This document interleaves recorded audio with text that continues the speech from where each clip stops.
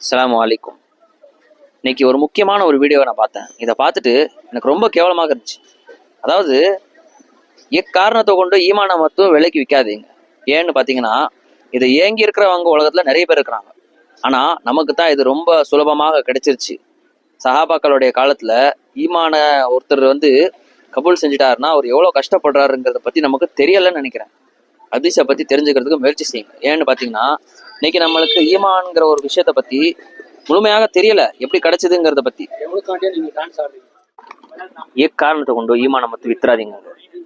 ஏன்னு பாத்தீங்கன்னா, அதாவது நான் ஹதீஸ்ல பல வாட்டி இந்த வார்த்தையை கேட்டிருக்கேன். அதாவது என்னன்னு பாத்தீங்கன்னா, ஒருத்தருடைய மவுத் எப்படி வரும் அப்படின்னு ஒரு கேள்வி இருந்துச்சுன்னா அந்த கேள்விக்கு அர்த்தம் என்னன்னு பாத்தீங்கன்னா, அதாவது அதுக்கு பதில் அவருடைய வாழ்க்கை எப்படி வாழ்றாரோ அப்படிதான் அவருடைய சாவு கூட வரும். எப்படி வாழ்றாரோ அப்படிதான் அவங்களுடைய மவுத் வரும். என்னுடைய லைஃப்ல நான் நிறைய பேர் இந்த மாதிரி பார்த்துருக்கேன். ஒருத்தர் வியாபாரத்துக்காண்டியே வாழ்ந்துட்டு இருக்கிறார், வியாபாரம் தான் செய்யறாரு, அதோட வியாபாரத்திலேயே தான் அவர் இறந்துருக்கிறாரு. ஒருத்தரை நான் பார்த்துருக்கிறேன், பள்ளிவாசல்ல வெறும் அவர் கித்மத் செய்வார். அவரு ஒரு சமயம் அவர் மஸ்ஜித்ல டீ போட்டுக்கிட்டு இருந்தார். அதாவது இதே மாதிரி தான் வேலை பார்த்துட்டு இருந்தார். கஸ்டோடைய நாளாக இருந்துச்சு. அந்த நாளில் அவர் டீ போட்டுக்கிட்டே கொடுத்துட்டு இருந்தாரு. எல்லாரும் குடிச்சிட்டாங்க, அவர் குடிக்கிறதுக்காக உட்கார்ந்துட்டு இருந்தாரு. அதுதான் அவருடைய கடைசி பயணம் உலகத்தோட. அப்பமே அவர் இறந்துட்டார், மவுத்தாகி போயிட்டார். அதாவது இந்த ஒரு மவுத்து எனக்கு எப்படி பட்டுச்சுன்னு பார்த்தீங்கன்னா, இந்த வார்த்தைக்கு எனக்கு கரெக்டாக நான் ஈடுபட்டேன் அந்த நாளைக்கு.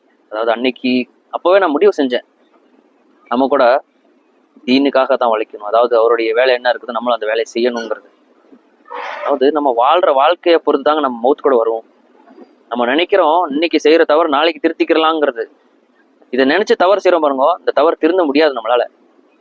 இன்னைக்கு செய்யற தவறு நாளைக்கு திருத்த முடியும்னு நினைக்கிறோம், அந்த தவறை வேணும்னு செய்யறோம் பாருங்க, கொஞ்சம் கஷ்டம் தான் திருத்துறது தான்.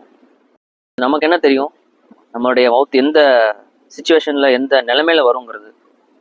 நம்ம மவுத் நம்ம நினைக்கிறோம் நல்லதாக தான் மவுத் வரணும்னு சொல்லி, ஆனா நம்ம செய்யற வேலைகள் எல்லாம் சரியில்லை, நான் என்ன பண்ண முடியும்? கொஞ்சம் யோசிச்சு பாருங்க, லைஃபோடைய வாழ்க்கை என்ன ஆக போகுதுங்கிறது.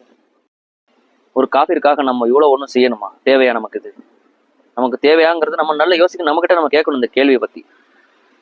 இதுதான் நமக்கு ரொம்ப முக்கியமானது. நம்ம ஈமானுங்கிறது அல்லாஹ் என்ன சொல்றான்னு பாத்தீங்கன்னா, அதாவது ஒரு ஹதீஸோடைய கருத்துல என்ன இருக்குன்னு பாத்தீங்கன்னா, ஈமான் அல்லாஹ் என்ன சொல்றான்னா, ஈமான் 7 வானம் 7 பூமி. இதை விட நான் ஒரு ஈமான் கொண்டவங்களுடைய மதிப்பு நான் அதிகமாக கொடுக்குறேன்.